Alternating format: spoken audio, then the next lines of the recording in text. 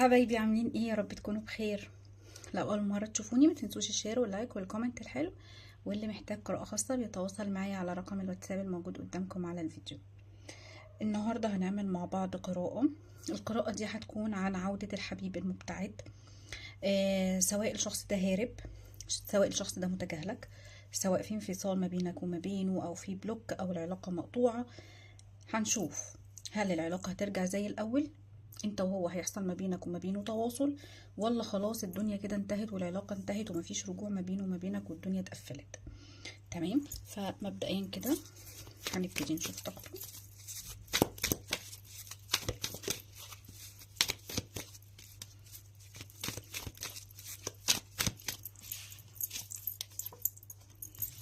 اوكي،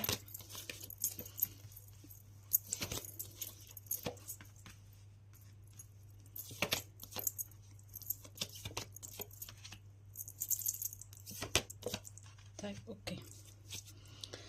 مبدئيا طيب القراءة دي شوية هيبقى للبعض منكم، الشخص اللي انت فاتح عليه القراءة او ناوي عليه النية ده، الشخص ده عنده علاقة تانية، في حد تاني في حياته او في علاقة تانية في حياته. ممكن تكون علاقة زواج او ممكن تكون علاقة ارتباط او خطوبة او حد معارض علاقتكم. ممكن يكون حد واقف ما بينه وما بينك او واقف قدام علاقتكم وارتباطكم. تمام، شايفة ان في شوية في ظروف كده متعقدة متعلقة في مشاكل، في ازمات، في توتر، وشايفة ان هو مش عارف يتعامل ازاي، مش عارف يتصرف ازاي، مش عارف يعمل ايه، مش عارف يتصرف خالص في الوضع، ولا عارف يتصرف ازاي يعني ازاي في الموقف. شايفة كمان ان ممكن يكون للبعض منكم في امور قانونية شغلاه، منتظر منها اخبار كويسة، شغلة باله يعني. تمام، بس في نفس الوقت شايفة ان الشخص دوت عنده طاقة حب ليك، طاقة مشاعر ليك، طاقة تعلق بيك، يعني في وسط الكلام ده كله لكن في حب وفي مشاعر وفي ايه وفي لفلفة يعني. تمام، طيب آه شايفة في حد، يعني زي ما قلت لكم في حد معارض او في طرف ثالث.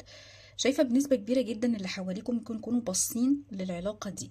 تمام، فشايفة ان العلاقة دي فيها شوية طاقة تفرقة او تفرقة بسبب ان في عيون او في ناس بصلكم فيها. تمام، طيب شايفة كمان الشخص ده ممكن يكون في حواليه صديق او حد مقرب منه. الشخص ده غير راضي عن العلاقة او غير راضي عن شكل العلاقة، فبيزن طول الوقت على باله او بيزن طول الوقت في دماغه. يعني بنسبة كبيرة جدا شايفة ان اصحاب القراءة دي عندهم ناس بتخرب العلاقة، ناس بتبوظ العلاقة، ناس مش عايزة العلاقة دي تستمر. تمام، شايفة ان الدنيا ملخبطة، الدنيا مش احسن حاجة. وهو كمان مشكلة ان هو كمان مستمع جيد جدا للي حواليه، يمكن دايما بيسمع لهم ودايما بيديهم ودانه، فمستسلم لطاقة اللي حواليه. شايفة ان هو كمان الفترة دي غير قادر خالص على اتخاذ القرار، والناس اللي حواليه مضللينه او مضللين طاقته. طبعا قلبه موجوع، طبعا تعبان، محتاج حد يحتويه، محتاج حد يستوعبه. شايف ان هو لازم يبذل مجهود كبير علشان تقبل وجوده تاني في حياتك. تمام، طب وهو خلي بالك برضو رغم ان هو متأثر بكلام اللي حواليه، لكن ما بينه وما بين نفسه هو عارف ان اللي حواليه دول ناس مش صافيين، او عارف ان الناس دول مش عايزين له الخير. تمام، لكن هو برضو للأسف يعني زي ما يكون كده ايه، على عينه غشاوة، عارف بس في نفس الوقت مكمل معاهم. حاجة غريبة قوي، يعني انا عارف ان الناس دي بتأذيني، وعارف ان الناس دي مش حباني، وفي نفس الوقت انا مستسلم ليهم، وفي نفس الوقت انا بسمع لهم. تمام، طيب نشوف طاقتك انت بقى.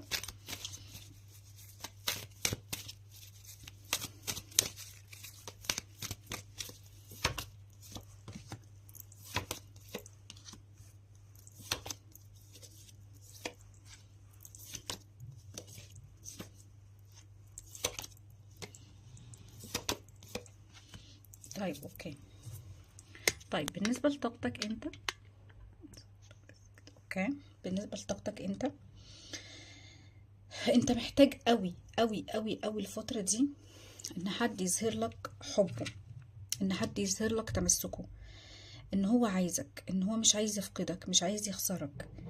لان انت الفترة اللي فاتت ممكن تكون اوقات كتيرة جدا عدت عليك حسيت ان الشخص ده بيتلاعب بيك، حسيت ان الشخص ده بيستغلك بقى مادي، او استغلال وقتك، او استغلال جنسي. انت حاسس ان انت فقدت حاجات كتيرة جدا جدا بسبب تمسكك بالشخص دوت، اتأذيت جدا جدا بسبب تمسكك بيه. آه، وشايف كمان ان هو ضحى بيك بمنتهى السهولة. يعني هو انت شايف ان هو كمان جه عليك وضحى بيك بمنتهى السهولة، كأن ما كانش فيه مشاعر ما بينك وما بينه.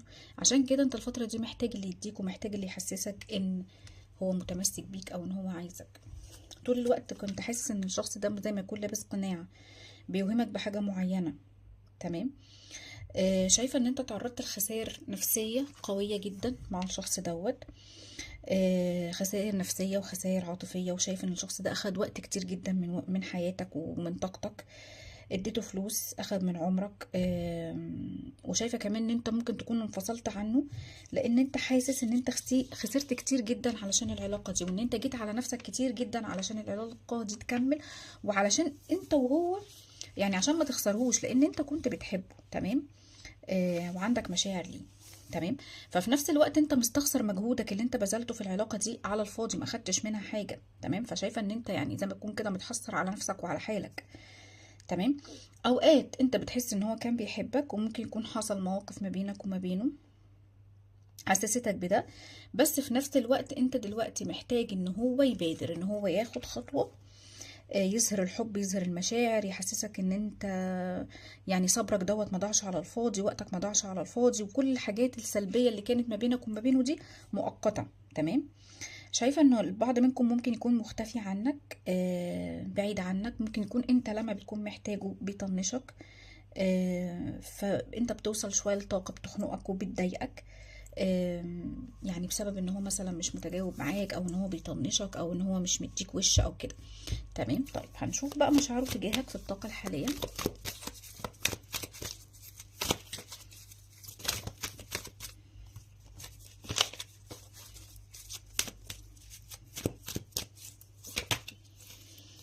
طيب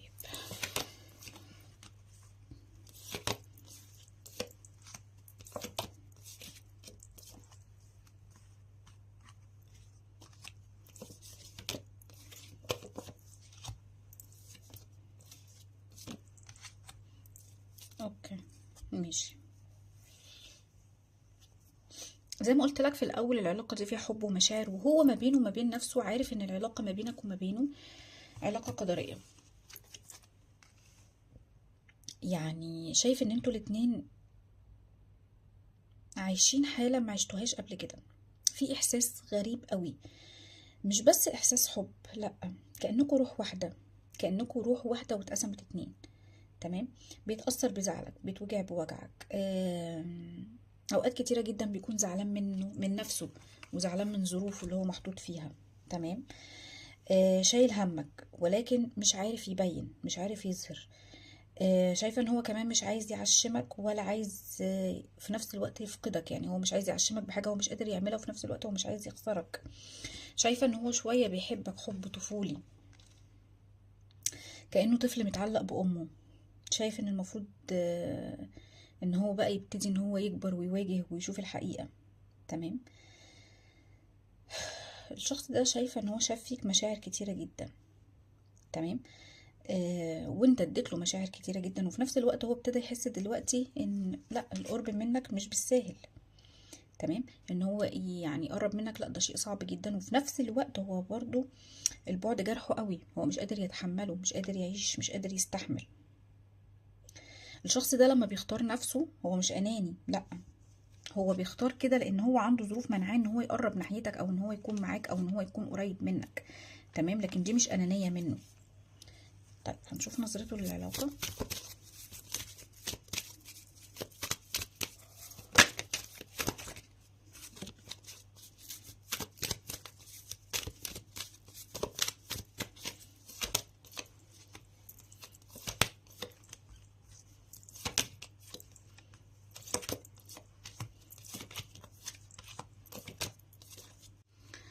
فهو عايزك علشان يستقوى بيك. تمام، لان زي ما قلت لك انت مصدر السعاده بالنسبه له. لكن الموضوع شويه هياخد وقت لحد ما العلاقه دي تستقر وترجع زي الاول. تمام، هو ما بينه وما بين نفسه بيتمنى ان انت تتقبل وجوده في حياتك، وتحاول ان انت كمان تواجه معاه المشاكل اللي هو ممكن يكون بيقابلها، وتتوجع معاه في مشاكله وفي ألمه وفي وحدته زي ما هو بيتوجع. يعني هو عايزك دايما تشاركه في كل حاجة، وتشاركه في الحلوة وتشاركه في الوحشة. تمام، شايفة ان في عودة، ولكن العودة دي شوية هتاخد وقت. شايفة ان انتم محتاجين تصبروا. زي ما قلت لك الموضوع شوية محتاج وقت، ولازم كمان ان انتوا تستعيدوا الثقة، لان شايفة ان العلاقة دي شوية فيها فقدان للثقة. في أزمة ثقة ما بينك وما بينه، يمكن هو خذلك في مواقف معينة أو أنت خذلته في مواقف معينة. فشايفة إن إيه، يعني انتوا الاتنين مش واثقين في بعض، او مش قادرين ان انتوا تثقوا في بعض بشكل كامل. فزي ما بقولك في ازمه في الثقه، فلازم ان انتوا تستعيدوا تاني ثقتكم في بعض. ولكن انا شايفه ان الباب مش مقفول، شايفه ان العلاقه فيها امل، شايفه ان العلاقه فيها تطور، ولكن محتاجه بس شويه وقت وشويه صبر لحد ما هو يحاول ان هو يستقوى على الظروف او على الوضع اللي هو فيه، ويحاول ان هو ياخد لك خطوات او يقرب منك او يكون معاك.